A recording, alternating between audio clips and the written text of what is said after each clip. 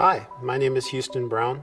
I'm a lecturer with the University of Houston downtown on chemistry. I sort of had a non-traditional route to teaching. I worked for Shell Oil for about 28 and a half years and then transitioned into a teaching role, so I've been teaching for about 5.5 years. I've always been fascinated by technology, so naturally as soon as I started teaching, I figured how can I bring technology into the classroom? And it was pretty easy for me to see quickly that OWL was one of the best learning systems that is out in the market. So one of the very first things that we used to see is students coming to the office hours, when you can get them to office hours, and they would say, I just don't get it. And you'd say, okay, you don't get what? And they'd say something like chapter 8. And that wasn't very helpful because obviously you couldn't drill down and figure out what in chapter 8 they couldn't see.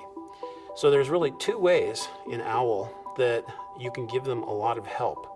One is if you've assigned problems, let's say you assign end of chapter problems and they are working on end of chapter problem 8, right from that problem, they can actually send you an email. So it's pretty obvious how you would get about answering that email because it gives you all the information. All you do is click on a link inside the email and it'll get back to you.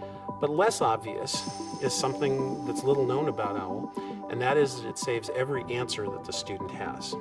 So when the student has all these various clicks and they get the problems wrong, it stores their incorrect answers. So what I was going to show you is how do I get to those incorrect answers. So for example, let's go and look at OWL.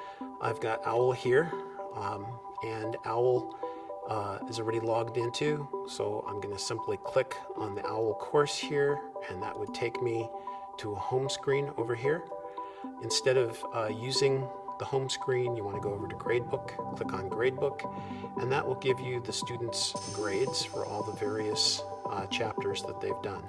And you can simply search along all these various Gradebook entries for whichever chapter it is that they're currently working on. In this particular case, I think we were talking about chapter 8, so I would simply click on this green box here. The green box tells you that they've done over 90% of the problems, so the student's doing well in terms of completion, but not necessarily completely in terms of understanding. If I go back and look at the person's first attempt, and I would do that by going over here and clicking on the 5 and changing it to a 1, it will show me in fact then their first answer. And here you can see that they had a different monomer.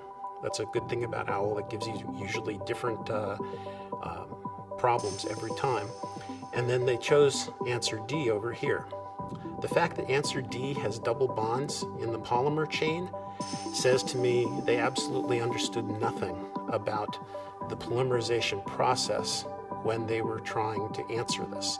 So I would take this as a sign that I need to go back with the student and I need to review the entire polymerization process from the start and how the monomers become polymers using something like either ethylene or propylene, and show them how that relates to this problem and make sure that they understand all the various steps in polymerization.